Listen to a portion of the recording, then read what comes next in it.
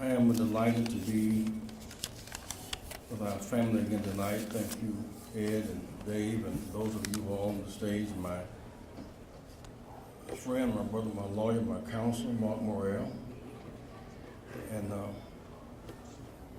my sister, Zanona, Sister Brock.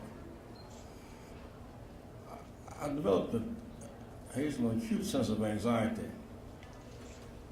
as we got closer to this weekend. I had three fears. One fear was that thousands are coming not registered to vote.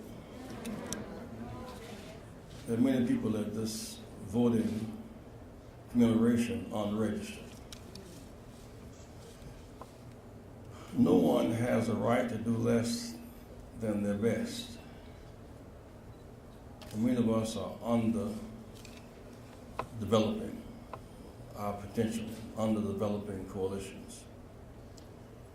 And when you do less than your best, it's a sin. The wage of sin is death. So many opportunities. So I'm concerned about this issue where we control the city as the mayor, we control the superintendents and the Board of Education. Well, why don't we have at every high school graduation, kids 18 years of old age coming across the stage with the diploma in one hand and voter card in the other? There's no George Wallace to stop us. There's nothing to stop us. Every high school senior 18 who will be is eligible, they should have as a part of their basic kind of bar mitzvah ritual, voter card and diploma. If they don't, they've not been taught basic civics. Given the relationship between college tuition and politics, student loan debt, and credit card debt, how can you enter Alabama State or A&M or A&T as the case may be and not be a registered voter, knowing that your vote determines the cost of education and your life options? So I had a great fear, great anxiety about us. And I think about the case in Ferguson, Missouri. And I said to a group of youth standing right where Michael Brown had been killed and his blood was still in the street, let's turn pain to power, let's register and vote with a great passion. One kid said, hell with voting around, we're kind of tired of voting. Of course, he had never registered. Tired of it. I said, well, I understand. I said, well, would you like to be on the jury and condemn the man who killed him? Say, sure, you're right. So you do know only those who are registered conservative on juries. He said, oh.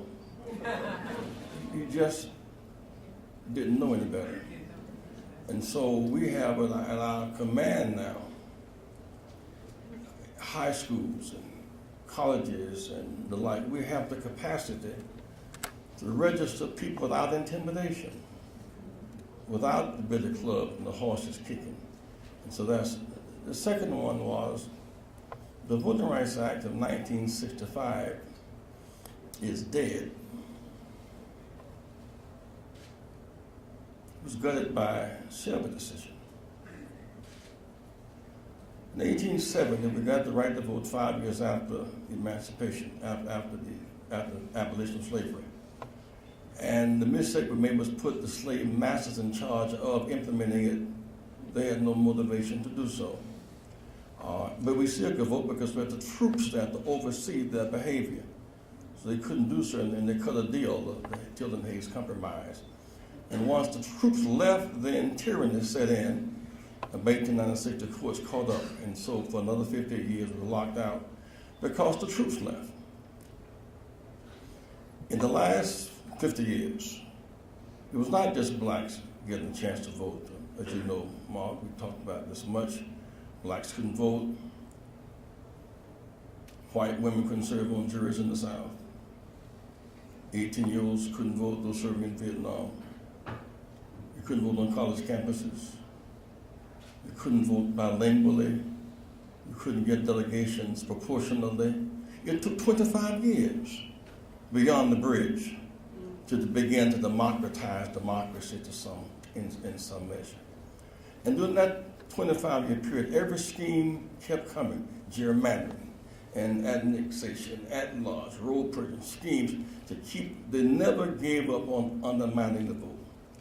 It's like David killed Goliath. Dr. King killed Goliath, but Goliath had some sons. Giants keep coming. And they kept arguing and said, well, why pick on the South? It's not us alone. Why not treat us like you do Montana or like you do Idaho or something? And they finally got a court to rule that you should remove Section 4 and 5. They're no longer necessary. Look at how many black officials you have. And when those troops left the South, when Section 4 undercut Section 5, they left us with the car and took away the key. And that left to begin to resegregate the South all over again. And culture and habits follow law. Now, what am I saying? I'm saying that today's Alabama state legislature is a one-party affair. From Virginia around to Texas, you have the Confederates and you have the Union. You have the blacks called the Democratic Party. Because no longer can we stop gerrymandering. We can't stop the drawing of lines. We've been drawn out, locked out. White Democrats, they'll run out of office. Blacks don't go with that because you're in your black zone. And so today we see a radical resegregation. What does that mean? Well, what it means is that those on the green grass side get the first, the best, and the most of everything. I mean, they get the first option in that industry. Each time that we got a measure of freedom, those who were in charge of us never gave up the infrastructure. So slave master, you're free today, but we maintain the roads, the banks, the bridges, the hospitals, and we won the battle in '65, but the infrastructure remained the same. That's why there's not a black-owned building downtown America tonight, because effort and excellence means a lot, inheritance and access means more. So my concern was that we are not aware that the Voting Rights Act of '65 has been gutted. It manifests itself in legislatures, and so they call it stacking and packing districts, call it gerrymandering,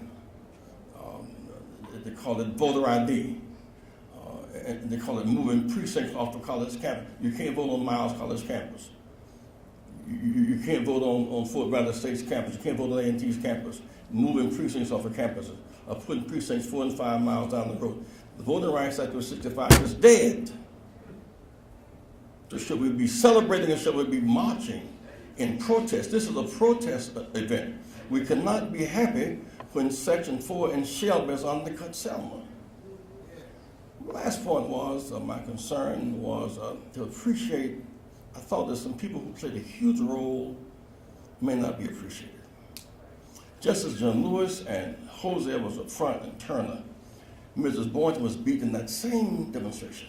They were leading thousands. One of those, and what made it, when I came here, Dr. King, all your comments, we left school and came to Selma. CT had been hit in the mouth by Jim Clark.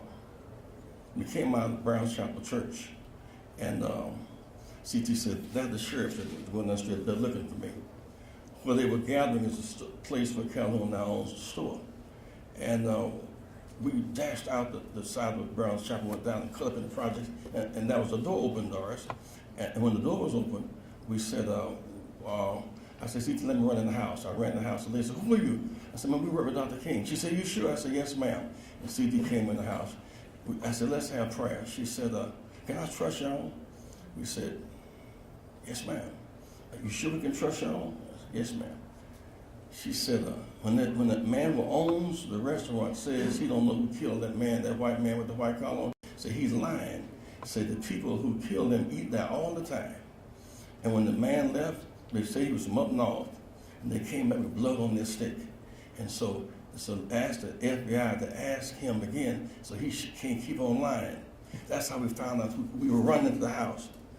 We left and went to Miss Boynton's house. Dr. King was lying in the bed. He couldn't sit in the hotel. He was lying in the bed. And the young had been lying in the next bed at her house, reading Encouraged to Be the Bible and Moral Man in Moral Society. We went to her house. Whatever Rosa Parks is to Montgomery in the voting public accommodation. She is not the voting. She brought a delegation of 3 people over to Dr. King's house at Christmas Day, 1964. You got to come to Selma. He was reluctant. He was already tied up. He came over here for her at her invitation. She wrote a letter that's now on file as between here and Selma, at one of the roadside inns. The rest stops. Is a letter she wrote Dr. King. He came here on her invitation as head of the Dallas County Voters League. She calls us to come to Selma. Ms. Boyd.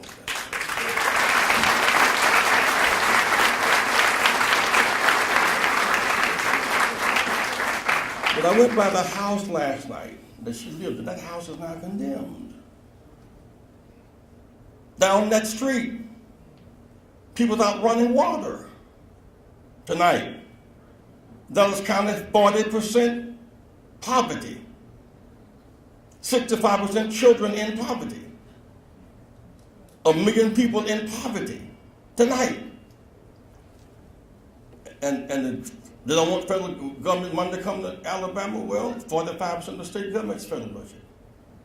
Highway is 90% federal government. The military bases, federal government. Don't want federal money to come. They got $120 million for education, but it went to jails. Can they afford to turn away $9 billion in Medicaid money? Come on now. So let us be sober and reflective. Because from Virginia around the Texas, they resisted every dime. We celebrate Obama because he's coming. He deserved to vote. I say this not close my mouth. I met some folks in Kentucky, down the Duke of Hazard, Kentucky. And they were very generous to me. I went down to coal mine with them. Jesse, I'm going to tell you, I know you talk a lot of stuff. Jesse, I like you. I really like you. Jesse, let me tell you. I love further care. Don't want Obamacare over there. Now, I love that thing, keeping children on your insurance package. I love affordable care. I said, if you want affordable care and don't want Obamacare, you want the omelet but don't want the eggs. I mean, they're just twisted. And so our burden to keep converting people, building alliances, fighting despair. You don't drown just because the water is deep. You drown because you stop stroking. 4,000 dealerships between Honda, Hyundai, Acura, Toyota, 4,264 African American. There's work to be done. Dealerships, suppliers, ad agencies, marketing, lawyers, we need partnership, right, Dave? We form a partnership. So we want our share of the economy. If we just have our share of politics, we could be presiding over the whole of the donut. We want our share of economic justice. Love you guys.